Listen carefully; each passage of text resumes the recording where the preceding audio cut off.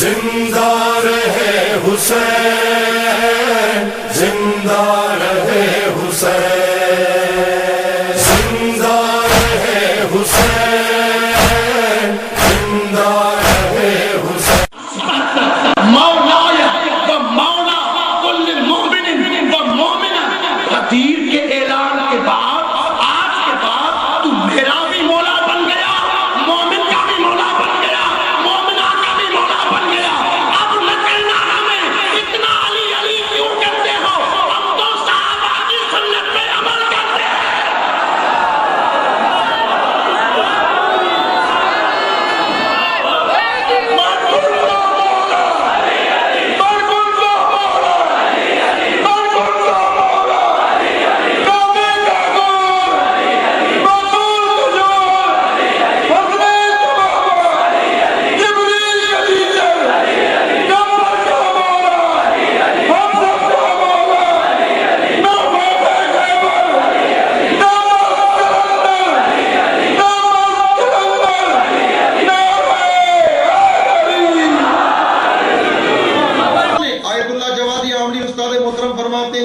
کہ بعض لوگوں نے یہ کہا ہے کہ جب جناب زینب کبریٰ سلام اللہ علیہا آنکھوں میں آنکھیں ڈال کے یزید کے خطبے دے رہی ہے، یا یزید لا تمہو ذکرنا، کہ یزید ہمارے ذکر کو تم کبھی مٹا نہیں سکتے ہو، تم چاہتے ہو کہ اس کو کربلا کے قصے کو ایک کپڑا پہنا کے جبر کی شکل دے کے باغیوں کا قیام شکل دے کے خاموش کر دو۔ خبردار، لا تمہو ذکرنا۔ آقا جوادی آمنی فرماتے ہیں کہ یہ جو بعض افراد کہتے ہیں کہ بی بی زینب کبریٰ کا لہجہ خطبے کا لہجہ علی تھا، اس طرح نہیں ہے، بلکہ بی بی کے خطبوں کا وزن اتنا سنگین تھا کہ لوگ نہج البلاغہ کے ہم وزن سمجھ کے کہتے تھے کہ علی آ گئے ہیں۔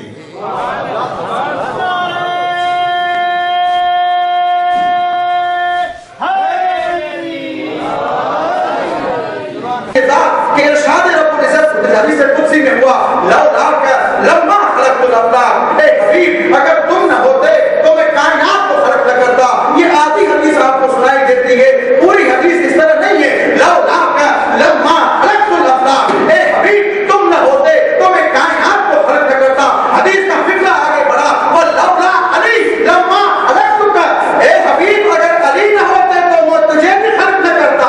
آگے حدیث بڑھتی ہے، لولاک لما خلقت الافلاک، اے حبیب تم نہ ہوتے تو میں کائنات کو خلق نہ کرتا۔ ولولا علی لما خلقتک، اگر علی نہ ہوتے تو میں تجھے بھی خلق نہ کرتا۔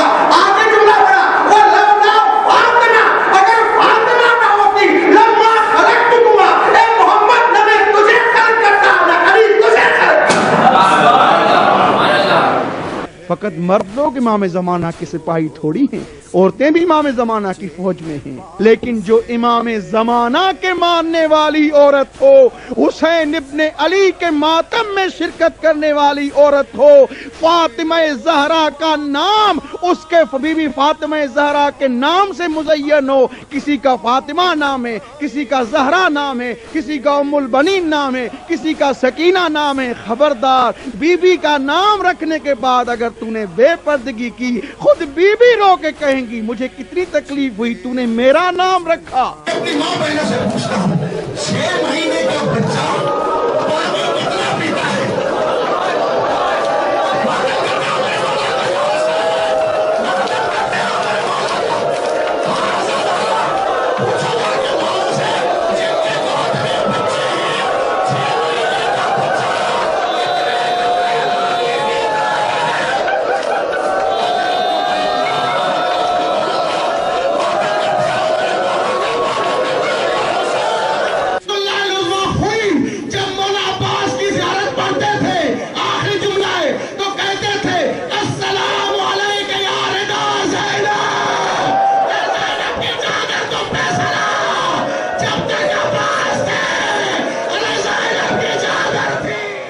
خدا نعت مصطفیٰ، ان مجلسوں میں ہوتا ہے قرآن لفشا، ان مجلسوں سے ملتا ہے جنت کا راستہ، ان مجلسوں کی ہوتی ہے کچھ ایسے ابتدا، ذاکر کے لب پہ پہلے خدا کا کلام ہے، خدا میں اس کا بڑا احترام ہے۔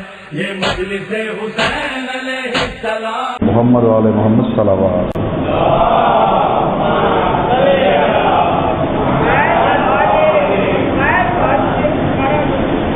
عزیزان محترم، جیسا کہ آپ کے علم میں ہے کہ ہماری تقریر کا عنوان دعائے ابو حمزہ صومالی ہے،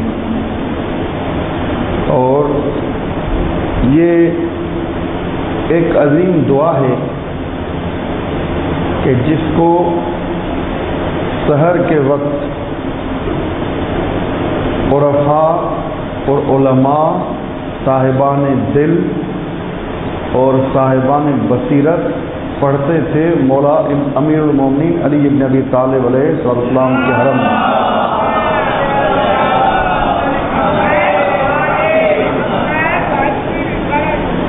اور تقریباً 40 منٹ کے اندر یہ ہمارا سلسلہ اپنے اختتام تک پہنچے گا. تو میں نے سوچا کہ 4 سے 5 منٹ کے اندر ایک شرعی مسئلہ چھوٹا سا اور کل کے روزے کا ثواب اور ایک ذکر آپ کی خدمت میں ہدیہ پیش کروں تاکہ آپ مختلف اپنے زندگی کے مراحل میں وہ ذکر پڑھیں اور میرے لیے بھی دعا کریں. اس کے بعد دعا کی شرح اور ڈیفینیشن آپ کی خدمت میں پیش کروں گا. ایک صلوات پڑھیے محمد وآل محمد.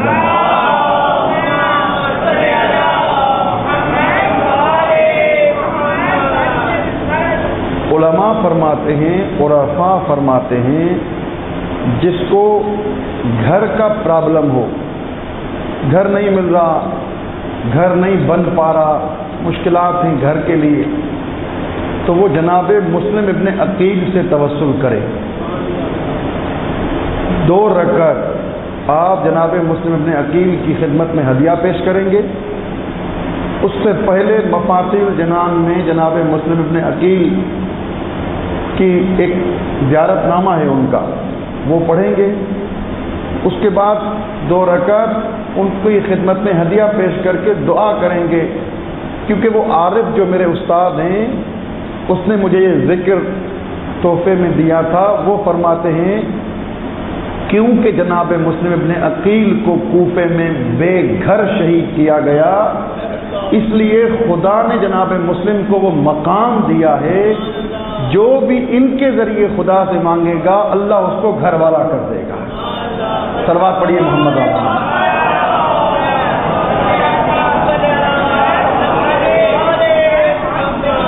چھوٹا سا شرعی مسئلہ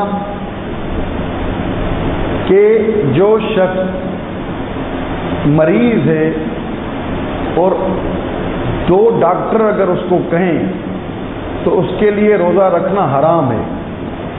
ایک اس کا پرسنل ڈاکٹر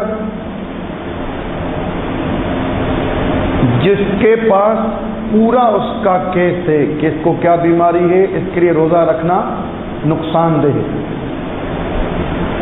ایک اس کے علاوہ یا وہ ڈاکٹر کہے جو پرسنل ڈاکٹر نہیں ہے لیکن دیندار ڈاکٹر ہے. اب اس دیندار ڈاکٹر کی میں ڈیفینیشن بیان کروں کیا ہے. فار ایگزامپل کہ کوئی جاتا ہے ڈاکٹر کے پاس، وہ کہتا ہے تم بڑا گوشت کھاؤں، کہہ رہا ہے نہیں. چکن نہیں، چھوٹا نہیں، تو کیا کھاؤں؟ وہ کہہ رہا تمہاری بیماری کے لیے خرگوش کا گوشت اچھا ہے. معلوم یہ ہوا کہ یہ ڈاکٹر دیندار نہیں ہے. کیوں؟ یہ پاسبل نہیں ہے کہ جس چیز کو خدا نے حرام قرار دیا ہو ڈاکٹر کی تشخیص کے مطابق اس میں کسی بیماری کے لیے شفا رکھی گئی ہے. اگر اس میں شفا ہوتی تو پروردگار یہ قانون بناتا ہی نہیں کہ اس کا کھانا حرام ہے. جو ہمارا خالق ہے اور ہمارے مزاج سے واقف ہے اس نے حرام قرار دیا ہے.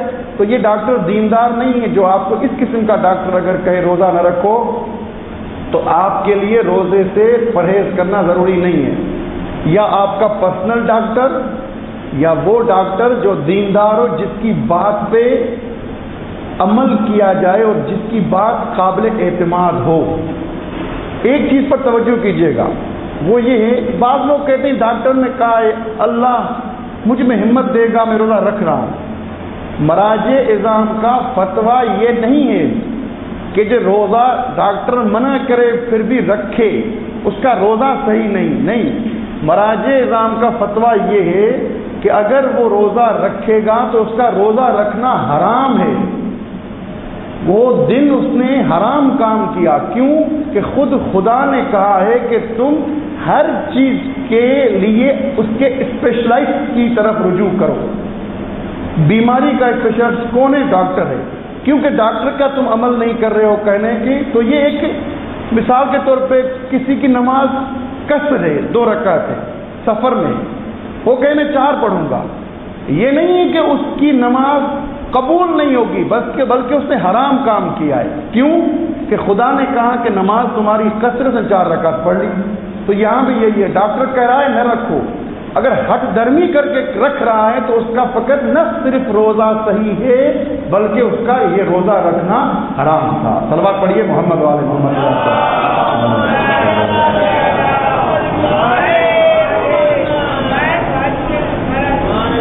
کل 11ویں کا دن ہے، میں ہر روز کل کے روزے کا آپ کو ثواب بتاؤں گا کہ کل کے روزے کا کیا ثواب ہے۔ جو دن گزر گیا ہے تو گزر گیا، تاکہ جو نہیں رکھتے وہ رکھیں، جو رکھتے ہیں معرفت کے ساتھ رکھیں۔ معصوم فرماتا ہے کہ وَكَتَبَ اللَّهُ عَزَّ وَجَلَّ لَكُمْ، خداوند متعال آپ کے لیے 11ویں کے دن جو روزہ رکھے 4 حج اور 4 عمرے کا ثواب لکھتا ہے۔ 4 حج اور 4 عمرہ۔ اچھا ویسا حج نہیں، عام حج اور عام عمرہ نہیں، کل حجۃ مع نبی من الانبیاء وکل عمرۃ مع صدیق وشہید۔ وہ 4 حج کون سے حج ہے؟ جیسے آپ نے کسی انبیاء میں سے کسی نبی کے ساتھ حج کیا ہو۔ 4 عمرے کون سے ہیں؟ جیسے آپ نے 4 عمرے کسی صدیق اور شہید کے ساتھ کیے ہوں۔ اور میرا یہ موضوع نہیں ہے کہ میں صدیق اور شہید کی ڈیفینیشن بیان کروں کہ شہید کا مرتبہ کیا ہے، صدیق کا کیا مرتبہ ہے۔ جناب یوسف اتنی مشکلات کے بعد صدیق نبی کی منزل پہ فائز ہوئے، اتنے امتحان کے بعد صدیق۔ تو یہاں پہ کیا ہے کہ وہ عمرہ صدیق یا شہید کے ساتھ اگر آپ کریں وہ ثواب ملے گا 11ویں کے روزے رکھنے میں۔ صلوات پڑھیے محمد والے محمد۔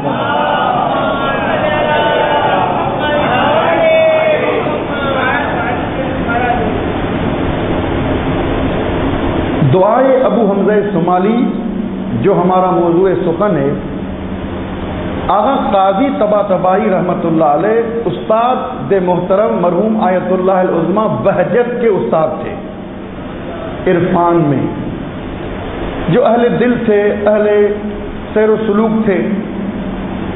آغا قاضی طباطبائی رحمۃ اللہ علیہ فرماتے ہیں کہ میرے اساتید نے مجھ سے فرمایا، میرے جو اساتید تھے، کہ نجس اشرف امیر المومنین علی ابن ابی طالب علیہ السلام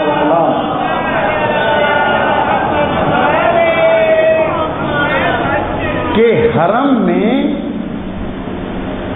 70 لوگ دعائے ابو حمزہ صومالی کو قنوت میں پڑھتے تھے سحر کے ٹائم۔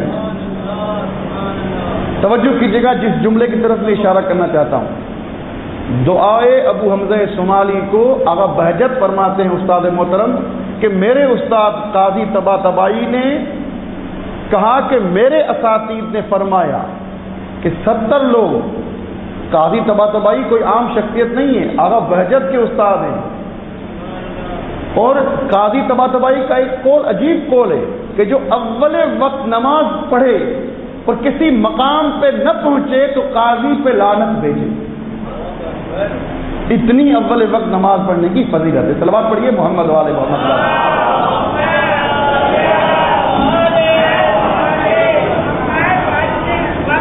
قاضی طباطبائی ایک بڑی ہستی کا نام ہے، علامہ طباطبائی رحمۃ اللہ علیہ ان کے شاگرد، آغا بہجت ان کے شاگرد، کہ علامہ طباطبائی کے لیے یہ ہے کہ یسبح للہ ما فی السماوات و ما فی الارض، کہ ہر چیز دنیا کی تسبیح خدا میں مصروف ہے. تو آغا طباطبائی صاحب تفسیر المیزان جس نے 20 جلدیں المیزان کی لکھی، اور وہ کہتے تھے کہ میری وائف بھی میری اس تفسیر المیزان میں لکھنے میں شریک ہیں. کیوں؟ جب میں تھکتا تھا تو وہ میرے لیے 1 کپ چائے کا بنا کے لاتی تھی.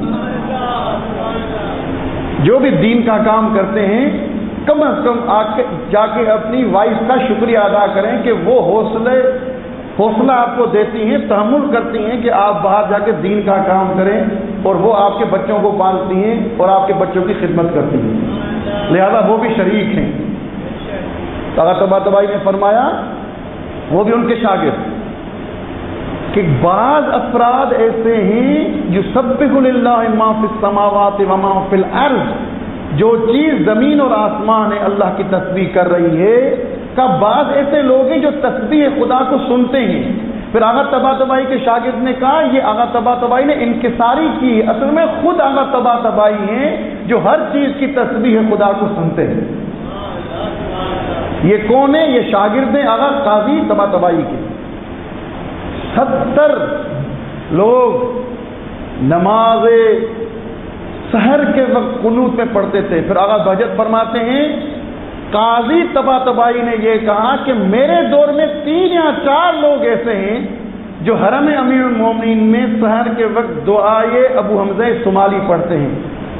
آغا بہجت فرماتے ہیں کہ قاضی کے اساتید نے کہا 70، قاضی نے کہا 3 یا 4. آغا بہجت فرماتے ہیں ہمارے زمانے میں کوئی ایسا ہے ہی نہیں جو امیر المومنین کے حرم میں دعائے ابو حمزہ سمالی پڑھے.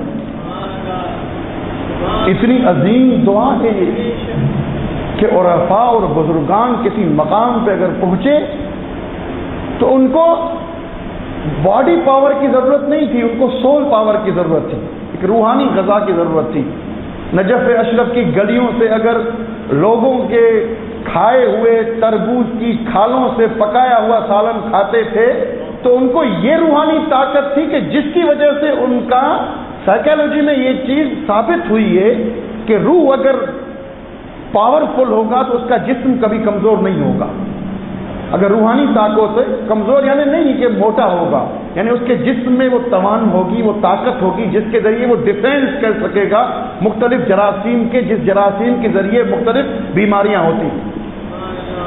کیونکہ اس کی روحانی طاقت. تو یہ روحانی طاقت کو ایک شرعی مسئلہ عالم دین پریشان تھے، باہر جب سمجھ میں آ گیا تو صحن میں نکل کے ہاتھ اوپر کے عین الملوک و ابناء الملوک، بادشاہ اور بادشاہوں کے بیٹے کہاں ہیں، آ کے دیکھیں کہ ان کا مزہ اچھا ہے یا جو میں نے شرعی مسئلہ حل کر کے مزہ دیکھا ہے اس کو تو چکھ کے دیکھیں کتنا لطف ہے اس مسئلے میں.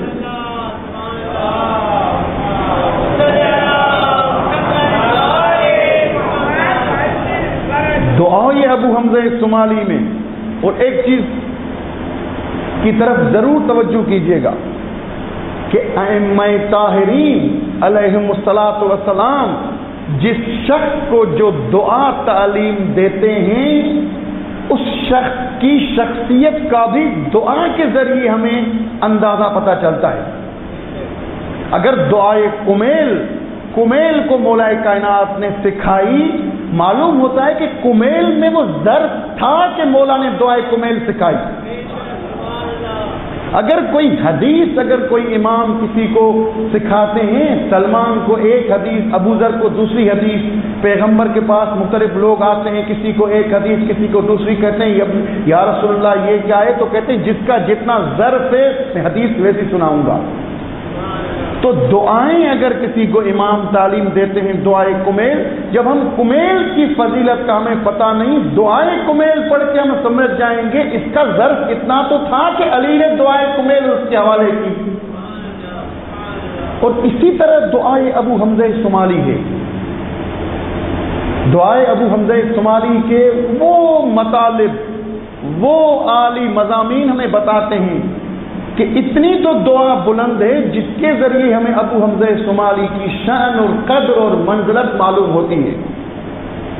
57 سال ابو حمزہ سمالی نے گزارے ہیں 57 سال. رسالہ حقوق جو امام چہارم آپ سب سنے ہوں گے، وہ حقوق امام چہارم نے ہر عضو کا حق بیان کیا ہے. ہاتھ کا کیا حق ہے، آنکھ کا کیا حق ہے، کان کا کیا حق ہے، پاؤں کا کیا حق ہے. یہ بھی اسی ابو حمزہ شمالی سے منقول ہے. اصل اس کا نام ثابت بن دینار تھا. ابو حمزہ کنیت ہے. کیوں کہ حمزہ اس کا بیٹا تھا. یہ وہ بزرگ شخصیت ہے جس کے 3 بیٹے تھے، تینوں بیٹے شہید ہو گئے. 3 بیٹوں کے باپ ابو حمزہ کون ہے؟ 3 بیٹوں کے باپ، وہ شہید ہو گئے تینوں بیٹے. اور چوتھے امام، 5ویں امام، 6ٹھے امام، تینوں اماموں کی خدمت کی ہے اور ان سے مطالب علمی حاصل کی ہے. کیونکہ اس شخصیت کا جب آپ کو پتہ چل جائے گا، معلوم تو کس سے دعا نقل ہو رہی ہے ابو حمزہ شمالی، اور کس کو امام نے یہ دعا تعلیم دی. اور ایک عجیب اتفاق ہے، میں جب تاریخ میں پڑھ رہا تھا، اس کی شہادت کے لیے 3 اقوال ہیں. اس کو زہر دے کے شہید کیا گیا. کس کو؟ ابو حمزہ شمالی کو. تاریخ میں پڑھ رہا تھا، 3 تاریخیں، 3 روایات ہیں اس کی شہادت کے لیے. ایک تاریخ 25 محرم میں، 25 محرم امام چہارم کی شہادت کا دن بھی ہے، اور اس کی بھی شہادت کا دن. جیسے اپنے مولا سے وہ مانوس رہے، اسی طرح اس کو شہادت نصیب ہوئی. یہی روایت میں جملہ ہے کہ جو جس کے ساتھ یہاں ٹچ رہے گا دنیا میں، آخرت میں بھی اسی کے ساتھ اٹھایا جائے گا. جو اہل بیت کے ساتھ ٹچ رہے گا وہ اہل بیت کا اٹھایا جائے گا. ایک عجیب روایت آپ کو سناؤں کہ تاریخ میں ملتا ہے، کوفے کے فقہا اور علماء ابو حمزہ شمالی کی خدمت میں علم حدیث سیکھنے آتے تھے. کوفے کے علماء اور کوفے کے فقہا علم حدیث سیکھنے آتے تھے ابو حمزہ شمالی کے پاس. اور امام علی ابن موسیٰ رضا علیہ الصلوۃ والسلام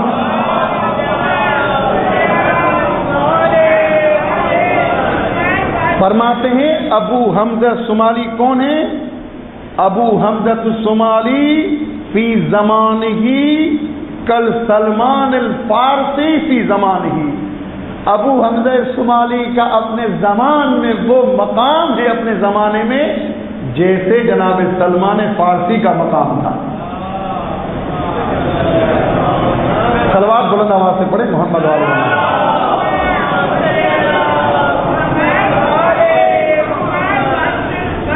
ماہ مبارک رمضان ہے، سارا دن آپ روزے سے ہوتے ہیں تو اتنا تھک بھی نہ جائیں. صلوات اگر آپ تیز پڑھیں گے ثواب بھی ملے گا آپ کو، گناہ بھی معاف ہو جائیں گے.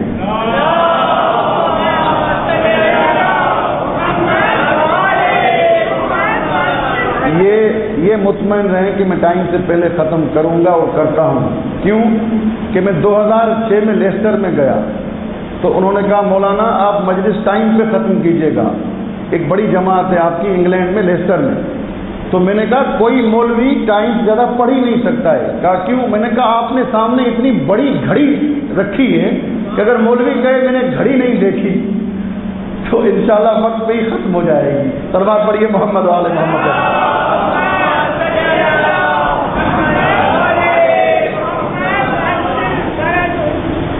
پھر ایک اور معصوم نے فرمایا ابو حمزہ شمالی کون ہے؟ کہ لقمان فی زمان ہی. بڑی عجیب تعبیر ہے یہ. اپنے زمانے کے لقمان.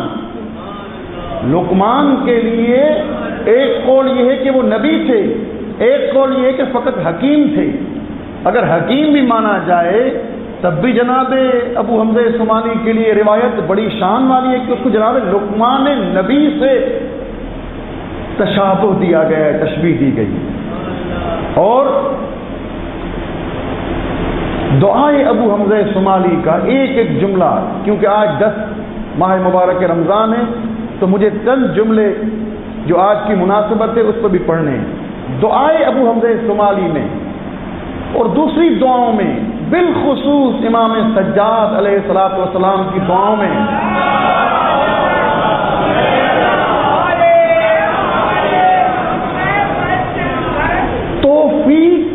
لیے بہت دعا کی گئی ہے، توفیق کے لیے۔ بعض اوقات انسان چاہتا ہے لیکن اس کو کسی عمل خیر کی توفیق نہیں ہوتی۔ دعائے ابو حمزہ شمالی میں بھی وفق لی وفق لنا، خدا مجھے توفیق دے اس عمل کی، اس عمل خیر کی۔ یا امام چاروں کا مشہور جملہ ہے اللہم وفقنا لما تحب و ترضا وجنبنا عمن تکرہ و تنہا، اے بار الہ مجھے جس چیز میں تو راضی ہے اس کی توفیق دے، جس چیز میں تم راضی نہیں ہے وہ اس میں مجھے اس سے دور رکھ۔ بعض لوگوں کے پاس پیسہ ہوتا ہے، بعض لوگوں کے پاس مال ہوتا ہے لیکن توفیق نہیں ہوتی۔ آج کے دن جس شخصیت کا میں ذکر کرنا چاہتا ہوں، جس کے پاس مال بھی تھا، پیسہ بھی تھا، لیکن توفیق کی، جناب خدیجہ الکبریٰ۔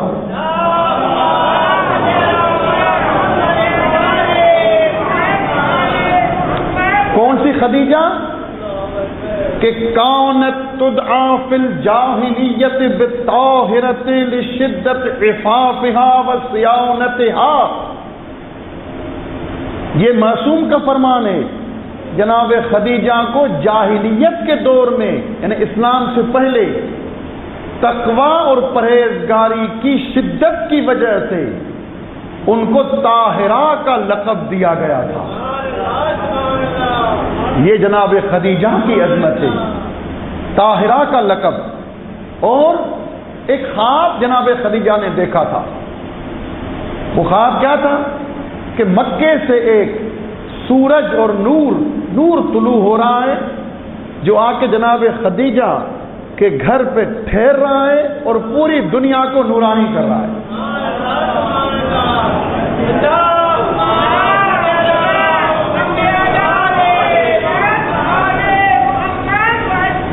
اور اسی لیے میں نے ابو حمزہ شمالی کے بارے میں تھوڑا شارٹ کٹ کو وضاحت کی ہے کل سے انشاءاللہ، کیونکہ میری مجبوری یہ ہے کہ میں آج کی مناسبت پہ بھی ضرور گفتگو کروں۔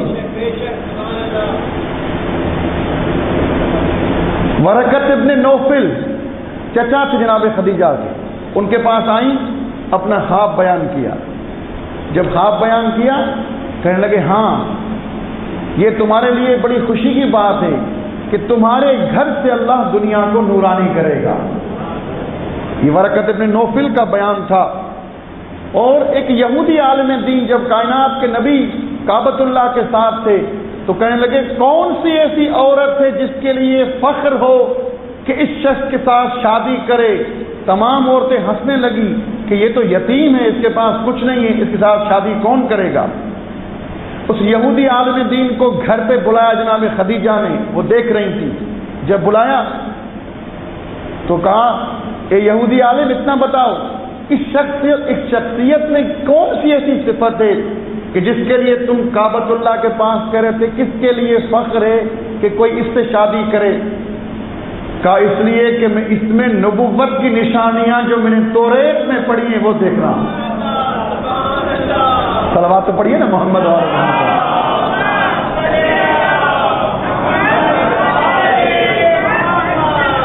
توریت میں نے پڑھا ہے کہ ایک شخص آئے گا جس کے ماں اور باپ اس دنیا سے چلے جائیں گے اور اس کے جد اس کی کفالت کریں گے، اس کے چچا اس کو پالیں گے، اور یہ نشانی ہے اس میں۔ تو کائنات کے اس شہزاد جناب خدیجہ نے جب یہ جملہ اور کہا دنیا اس کی روح سے روشن گر ہوگی، تو اس جناب خدیجہ کے ذہن میں یہ بات بیٹھی۔ اور زمانہ گزرنے کے بعد جناب محمد مصطفیٰ صلی اللہ علیہ وآلہ وسلم کو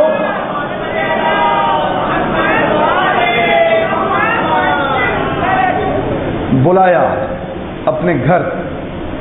دیکھیے گا بڑی کاروباری ذہن رکھتی تھی جناب خدیجہ، اور یہ دعا کریں کہ کسی کو کاروباری ذہن ہو تو خدائی ذہن بھی ہو۔ یہ دعا کیا کریں یا تو اللہ پیسہ نہ دے، اگر پیسہ دے تو راستہ بھی خرچ کرنے کا عطا کرے۔ بہت سے لوگوں کو اللہ پیسہ دیتا ہے لیکن راستہ نہیں ہوتا ہے. جناب خدیجہ کو اللہ نے پیسہ اتنا دیا کہ ملیکۃ العرب کے نام سے مشہور ہوئی, اور دینے کا عطا ایسے کیا کہ محمد کے آگے پیسہ پھینک کے کہا یہ میرا مال نہیں تیرا ہے, جہاں تو کہے گا وہاں مال یہ چلے گا.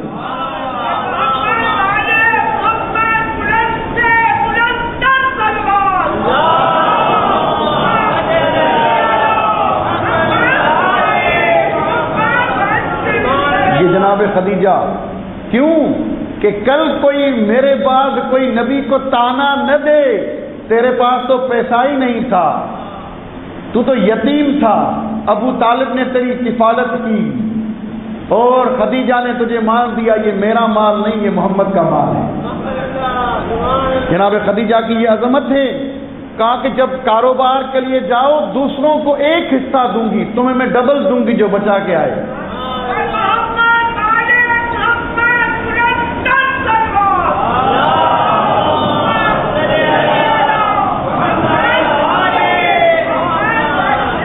جب جناب ابو طالب, یہ جملہ مہم ہے سنیے گا, جب جناب ابو طالب کے پاس آئے کائنات کے نبی مشورہ لینے کے لیے, جناب خدیجہ نے یہ مجھ سے ریکویسٹ کی, یہ میں کیا کہوں, یہ پیشکش کی ہے.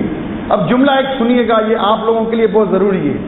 جناب ابو طالب نے کہا جو رزق آتا ہے اس کی طرف پیٹھ نہیں کرنی چاہیے.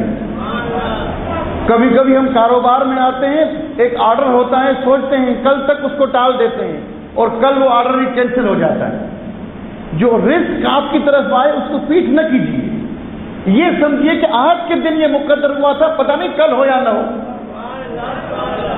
تو جناب ابو طالب نے فرمایا کہ بیٹا جو رزق آتا ہے اس کی طرف پیٹھ نہیں کرنی چاہیے, تم قبول کرو. قبول کیا اور راستے میں نکلے. جیسے ہی راستے میں ایسے مقام پہ پہنچے جہاں جس کنویں میں پانی نہیں تھا, کائنات کے نبی نے, ابھی نبی نہیں بنے, توجہ کیجیے گا اس جملے پر, ابھی نبوت کا اعلان نہیں ہوا ہے, نبی تو وہاں سے ہی ہو کے آئے لیکن اعلان نبوت نہیں ہوا ہے. جب ہاتھ کنویں میں اندر ڈالا تو کنویں سے پانی نکلنے لگا اور ایک خشک درخت کے نیچے گئے, وہ درخت سبز ہو گیا. اب یہ واقعہ جناب خدیجہ نے ایک غلام سفر میں دیا تھا کہ دیکھو اس سفر میں کیا اتفاقات رونما ہوتے ہیں. سارے آ کے جناب خدیجہ کو بتائے. جناب خدیجہ نے کہا واقعاً جو شخص نور کو میرے گھر سے دنیا تک پہنچائے گا وہ یہی محمد ہے.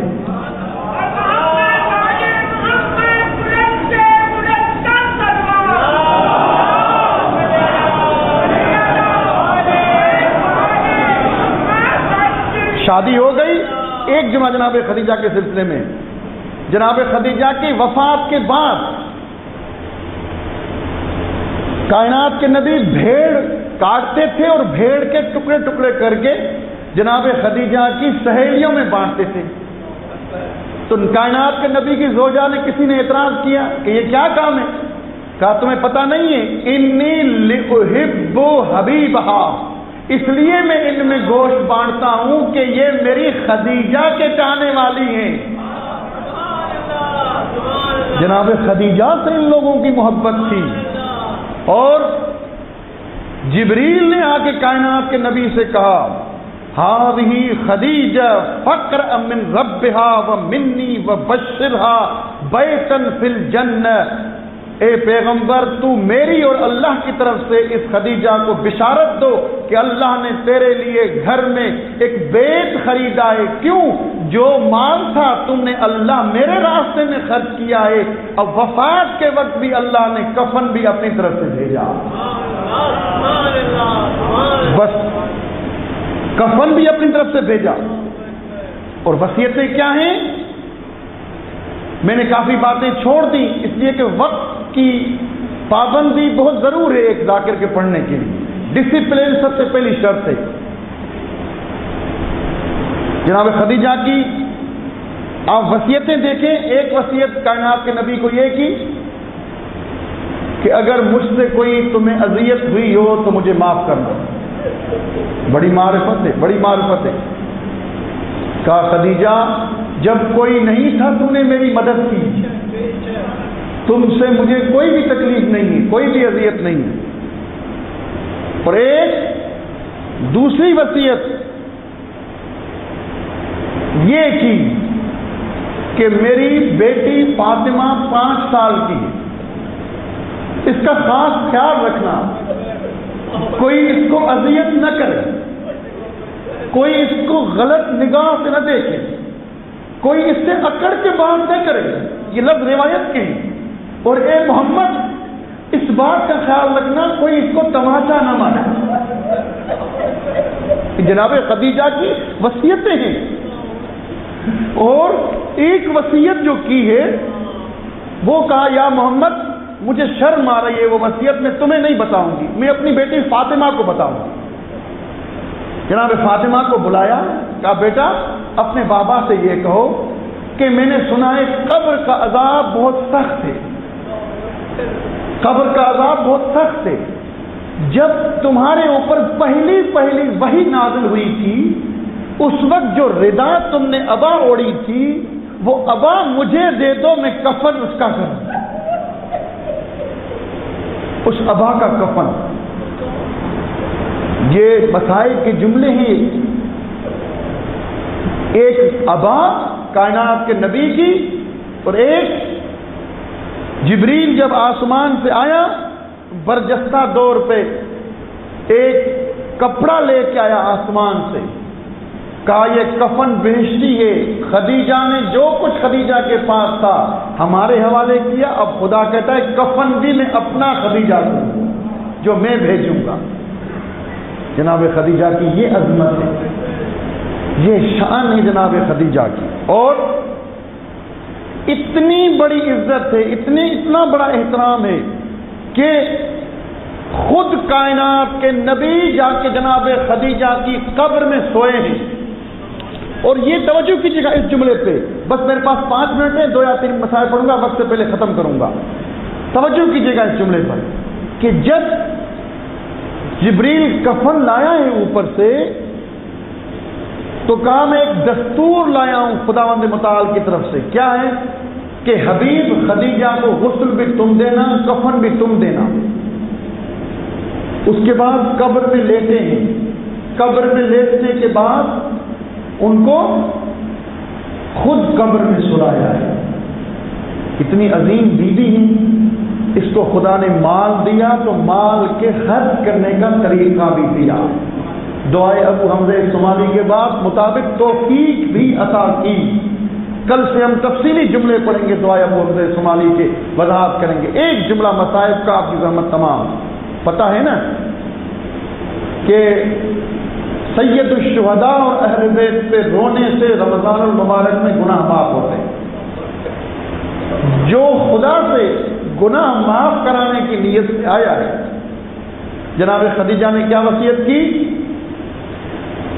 کہ زہرا 5 سال کی ہے، اے محمد کوئی تماشا نہ مارے، کوئی غلط نگاہ سے اور کڑی ہوئی نگاہ سے نہ دیکھیں۔ میں کہوں گا جناب خدیجہ جب تک محمد تھے کسی کی جرأت نہیں تھی کوئی جناب سیدہ کو ایک غلط نگاہ سے دیکھے، جناب سیدہ کو تماشا مارے، لیکن جیسے ہی جناب محمد اس دنیا سے گئے اس دروازے پہ آگ لے کے آئے جس دروازے پہ کائنات کے نبی انما یرید اللہ کی آیت پڑھا کرتے تھے۔ چھٹے امام نے کہا جب سیدہ زہرا دروازے پہ آئی تو ملعون نے جلا ہوا دروازہ سیدہ کے سینے کے اوپر گرایا اور ایک جلی ہوئی چیل زہرا کے سینے میں چلی گئی اور خون کا فوارہ شروع ہوا۔ بیوی کی آواز آئی یا فضہ تو خذینی، فضہ آ جاؤ میرا محسن شہید ہو گیا۔ عزادارو جب علی کے ہاتھ پہ رسی ڈال کے لے کے جا رہے تھے زہرا کو اپنا غم بھول گئی، ایک دم ہاتھ میں ہاتھ ڈال کے کہتی خلو ابن امی، میرے چچا کے بیٹے کو چھوڑ دو، لأنشارن شہری، نہیں تو میں اپنے بالوں کو پھیلاؤں گی اور دعا کروں گی کہ مدینہ نابود ہو جائے۔ کائنات کے علی کی آواز آئی سلمان زہرا کو منع کرو، زہرا نے ہاتھ اٹھائے تو مدینے کی دیواریں جھک جائیں۔ وَسَيَعْلَمُ الَّذِينَ ظَلَمُوا أَيَّ مُنقَلَبٍ يَنقَلِبُونَ